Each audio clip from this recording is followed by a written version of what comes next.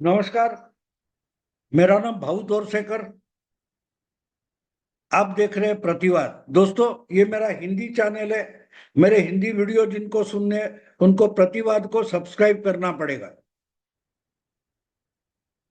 आज मैं फिर से अमेरिका पर बात करूंगा, अमेरिकन राष्ट्राध्यक्षीय चुनाव पर बात करूंगा। और इसका कारण ये है कि बहुत सारी बातें दिखाई जाती है, सुनाई जाती है, लेकिन बहुत सारी बातें छिपाई भी जाती है। हमारे पास जो अखबार से, टीवी चैनल से, मीडिया से खबरें आती है, उसमें सब कुछ सच बताया नहीं जाता। कुछ बातें छिपाई जाती है। और कुछ बातें अगर बताने वाले को ही पता नहीं होगी, अगर वही खुद देख नहीं पाया, सुन नहीं पाया, तो हमें समझाएगा क्या। और इसलिए जो बातें हम देखते हैं, सुनते हैं, समझने की कोशिश करते हैं, वो किस ढंग से समझना जरूरी है, उसमें छुपे हुए क्या क्या मुद्दे हैं, वो भी समझना जरूरी होता है। तो अमेरिका में डेमोक्रेटिक पार्टी की कमला हैरिस को हराकर पिछले पूर्व राष्ट्राध्यक्ष डोनाल्ड ट्रंप जीत गए, तो मामला वही नहीं खत्म होता कि डेमोक्रेटिक पार्टी हार गई और रिपब्लिकन पार्टी जीत गई। डोनाल्ड ट्रंप 4 साल का बदला लेकर वापस राष्ट्राध्यक्ष बन गए, ये हमको दिखाई दे रहा है। लेकिन जब ऐसी कुछ घटना घटती है, इतनी बड़ी घटना घटती है, तो उसमें बहुत छोटे छोटे मामले होते हैं, उसके बहुत सारे दूरगामी परिणाम होते, वो आज दिखाई नहीं देते। और जब हो जाते तो हम चकित हो जाते कि अरे क्या हो गया, हमको तो ऐसा कुछ होगा ऐसा लगा तक नहीं था, लेकिन हो गया। तो इसलिए उसमें से एक घटना जो होती है, उसके जो संकेत निकलते हैं, सिग्नल निकलते हैं, वो भी समझना जरूरी होता है, अगर आपको राजनीतिक घटनाओं में इंटरेस्ट हो तो। इसलिए डोनाल्ड ट्रंप रिपब्लिकन पार्टी के उम्मीदवार अगर अध्यक्षीय चुनाव जीत गए, तो उसके परिणाम क्या हो सकते हैं, और वो करने में किस किस की क्या क्या मदद हो गई है, और किस किस के कौन लोगों के क्या क्या उद्दिष्ट उसमें है, टारगेट क्या है, वो भी समझना पड़ता है। अब देखिए, हमारे यहाँ आपको मालूम है, उठते बैठते राहुल गांधी और कांग्रेस वाले गौतम अदानी जैसे उद्योगपति पर, इंडस्ट्रियलिस्ट पर, बिजनेसमैन पर झूठे फूटे आरोप लगाकर उसको बदनाम करना चाहते हैं। अदानी ने देश का क्या नुकसान किया है? अगर एक इंसान पिछले 10-20 साल में छोटी सी शुरुआत करते हुए देश का एक बड़ा बिजनेसमैन, उद्योगपति बन जाता है, उसके बिजनेस का और कारोबार का जाल पूरे देश में नहीं, दुनिया में फैलता दिखता है, तो उसकी मेहनत भी तो है। और जो भी कुछ वो करेगा, वो संपत्ति आकर घूम फिर कर भारत में ही आएगी। अगर हम माइक्रोसॉफ्ट देखते हैं, फेसबुक देखते हैं, यूट्यूब देखते हैं, या और बहुत सारी कंपनियां हैं, अगर वो अमेरिकन कंपनियां बहुत सारा पैसा कमाती है, अपना बिजनेस फैलाती है, तो उसका फायदा आखिर अमेरिका को ही होता है। क्योंकि घूम फिर कर वो कंपनी अगर अमेरिका है, तो दुनिया भर उसने जो भी कमाई की होगी, उसका सबसे सबसे ज्यादा फायदा, वो सबसे ज्यादा पैसा वो फिर अमेरिका में जाता है। क्योंकि जो फायदा, जो लाभ, जो प्रॉफिट अमेरिकन कंपनियां दुनिया भर कमाती है, तो वो प्रॉफिट वो अमेरिका लेकर जाती है। और इसलिए अमेरिका दुनिया का सबसे बड़ा धनी, अमीर देश माना जाता है। तो उसका कारण साफ साफ है कि अमेरिकन कंपनियां दुनिया भर अरबों खरबों का बिजनेस करती है। और इसलिए वहां के जो मातब्बर, बड़े बड़े धनी है, इंडस्ट्रियलिस्ट है, व्यापारी है, उन पर कोई हमला नहीं करता, ना कि उनको लुटारू बोलता है। वहां के जो अदानी अंबानी है, उन पर आरोप नहीं किए जाते राजकीय हेतु से, राजनीतिक हेतु से उनको बदनाम नहीं किया जाता, जैसे हमारे यहाँ अदानी अंबानी या और किसी को राहुल गांधी और कांग्रेस पार्टी और लेफ्टिस्ट वामपंथी रोज उठते बैठते बदनाम करते हैं, वैसी बुरी व्यवस्था अमेरिका में नहीं है। और इसीलिए अदानी का मतलब मोदी, अंबानी का मतलब मोदी, ये जो बोला जाता है, अगर वही बात अमेरिका में होती तो पिछले कल परसों जो पूरा हुआ अमेरिकन राष्ट्रपति प्रेसिडेंट का चुनाव, उसमें सबसे बड़े आरोप एलन मस्क पर होते, जो अमेरिका का आज का सबसे बड़ा उद्योगपति बिजनेसमैन माना जाता है, जो रॉकेट से लेकर कार तक और सोशल मीडिया या डिजिटल मीडिया तक जिसका कारोबार फैला हुआ है, आपको जिसको ट्विटर या एक्स बोला जाता है, वो एक्स पर मालिकी किसकी है? एलन मस्क की है।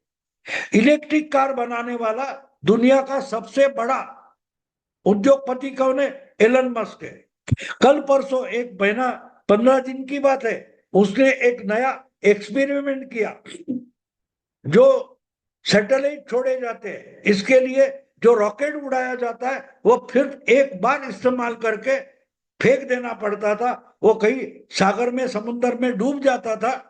एलन मस्क ने बहुत सारा पैसा लगाकर एक नई खोज की है कि जो रॉकेट कोई सैटेलाइट वगैरह उड़ाने के लिए इस्तेमाल करोगे, वो रॉकेट सैटेलाइट उड़ाने के बाद वापस लाकर फिर उसका दोबारा इस्तेमाल कर सकता है। ये एक्सपेरिमेंट एलन मस्क ने अपने पैसे से सक्सेसफुल करके दिखाया है, और इसका फायदा अल्टीमेटली अमेरिका को ही होगा, मानव जाति को भी होगा। हाँ, उसका फायदा कंपनी के लेवल पर हम देखें तो इलॉन मस्क को होगा, इसमें दो राय नहीं है, लेकिन जो इलॉन मस्क को फायदा होता है उसका अल्टीमेटली अमेरिका और अमेरिकन सोसाइटी को ही फायदा होगा। और इसलिए इलॉन मस्क राजनीति में किसके साथ है या किसके साथ नहीं है, इसके लिए उसे बदनाम नहीं किया जाता। और इसलिए पिछले चुनाव में इलॉन मस्क खुले आम डोनाल्ड ट्रंप के पीछे रॉक जैसे, पत्थर जैसे खड़े हो गए थे कि तू लड़, मैं तेरे साथ हूं। लेकिन डेमोक्रेटिक पार्टी या डोनाल्ड ट्रंप के जो विरोधी थे, उन्होंने इलॉन मस्क पर आरोप नहीं लगाए, ना कि राहुल जैसा, अदानी जैसा उनको बदनाम किया। लेकिन इलॉन मस्क जो है वो अब पॉलिटिकल स्टेटमेंट करने लगे, और वो हमारे लिए और दुनिया के लिए बहुत इंपॉर्टेंट है, बहुत इंपॉर्टेंट है। ट्रंप जीतने के बाद ट्रंप ने भी इलॉन मस्क के पब्लिकली आभार माने हैं। जब मतगणना शुरू थी तब डोनाल्ड ट्रंप ने जहां उसका जश्न मनाने का तय किया था, उस हॉल में ट्रंप के पहले इलॉन मस्क पहुंचे थे, और जब घटना चल रही थी और ट्रंप आगे थे, उस वक्त भी इलॉन मस्क और ट्रंप हमें टीवी पर साथ साथ दिखाई दे रहे थे, लेकिन फिर भी उन पर किसी ने आरोप नहीं किया। हमारे यहाँ होता तो देखो देखो देखो, मोदी के बाजू में कौन है, मोदी के बगल में कौन है, मोदी के साथ बात कौन कर रहा है, ये तो सब अदानी का मामला है, अदानी लुटारू है, मोदी जी चौकीदार चोर है, ये सब बवाल खड़ा कर दिया जाता। लेकिन वो नहीं हुआ, नहीं हुआ। और वही इलॉन मस्क अब अमेरिका में तख्ता पलट होने के बाद जो पॉलिटिकल स्टेटमेंट कर रहा है, वो हमें समझना जरूरी है। वैसे हम देखो तो सीधा बात है कि वो बोलेंगे, हम सुनेंगे, लेकिन उनका रुझान कहाँ है, उनका निशाना कहाँ है, वो भी हमें समझना जरूरी है। अगर हमारे इंटरेस्ट, हमारे स्वार्थ, भारत के स्वार्थ अगर इलॉन मस्क के किसी स्टेटमेंट में आते हैं तो हमें वो ढूंढने पड़ेंगे, समझने पड़ेंगे। अब देखिए, अभी भी 2-2.5 महीने बचे हैं ट्रंप को अध्यक्ष पद के सूत्र हाथ लेने में। 20 जनवरी को डोनाल्ड ट्रंप का शपथ विधि होगा और वो तरीके से अमेरिका के अध्यक्ष बनेंगे। हाँ, आजकल वो बात करेंगे, उसको हम आगे आने वाली अमेरिका की पॉलिसी या अमेरिका का नीति बोल सकते हैं, लेकिन आज उसका इम्प्लीमेंटेशन नहीं होगा। हाँ, लेकिन उनमें, उस वक्तव्य में, उस स्टेटमेंट में हमें कुछ सिग्नल मिल सकते हैं, दिशा मिल सकती है। जिन लोगों ने ट्रंप को चुनाव में मदद की है, अगर वो कुछ बोल रहे हैं तो हमको मानना पड़ेगा कि हाँ, चुनाव में मदद करने वाला अगर आज ये बात बोल रहा है तो बिल्कुल साफ है, अध्यक्ष बनने के बाद उसको ट्रंप ने कुछ कबूल किया होगा और इसी कारण ये इंसान ऐसी बात कर रहा है। तो इलॉन मस्क ने अपना पैसा, अपनी ताकत अगर डोनाल्ड ट्रंप के पीछे खड़ी कर दी थी और डोनाल्ड ट्रंप जीत गए तो बात साफ है। नतीजों के बाद अगर इलॉन ट्रंप इलॉन मस्क कुछ बोल रहे हैं तो उसमें कुछ गहराई है, और वो गहराई ढूंढना जरूरी है। इलॉन इलॉन मस्क में ये नतीजे आने के बाद एक बहुत भारी स्टेटमेंट किया है। उन्होंने बोला है कि जो बाइडेन तो गया, यानी अगले 2.5 महीने में जो आज अमेरिका के सर्वोच्च नेता है, राष्ट्र के अध्यक्ष है, वो तो चले जाएंगे। अब उसके बाद किसकी बारी है, उस पर इलॉन मस्क ने भाष्य किया है। इलॉन मस्क का भाष्य, इलॉन मस्क का जो स्टेटमेंट है, वो इसीलिए समझना जरूरी है। अब वो जो बाइडेन पर नहीं बोल रहे, कमला हैरिस पर नहीं बोल रहे, ना कि उनके मोटिवेटर बराक ओबामा पर बोल रहे। इलॉन मस्क किस पर बोल रहे, वो बोल रहे कि अब की बारी जस्टिन ट्रूडो को जाना पड़ेगा। यानी अभी अभी हुए चुनाव में हमने जो बाइडेन को अमेरिका के अध्यक्ष पद से उखाड़ फेंका है, 2.5 महीने में वो निकल जाएगा। लेकिन उसके बाद का नंबर अगर किसका होगा तो कनाडा का प्रधानमंत्री जस्टिन ट्रूडो का होगा। और जस्टिन ट्रूडो ये ओपनली भारत का दुश्मन है।